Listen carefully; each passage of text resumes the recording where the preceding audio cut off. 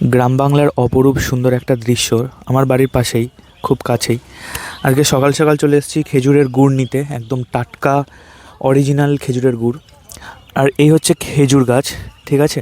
তোমরা যারা দেখোনি বা গ্রাম বাংলা থেকে প্রায় হারিয়ে যাওয়ার পথেই, ঠিক আছে, খেজুর গাছ কেটেছে, ঠিক এইভাবে খেজুর গাছটা কাটা হয়।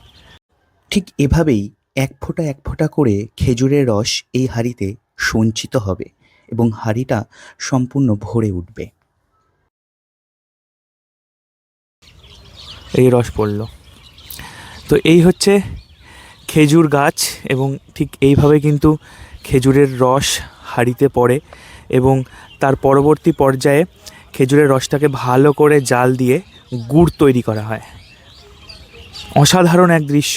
শীত প্রায় শেষের পথে, ফেব্রুয়ারি মাস প্রায় শেষের পথে, শীত, আর এত সুন্দর একটা দৃশ্য।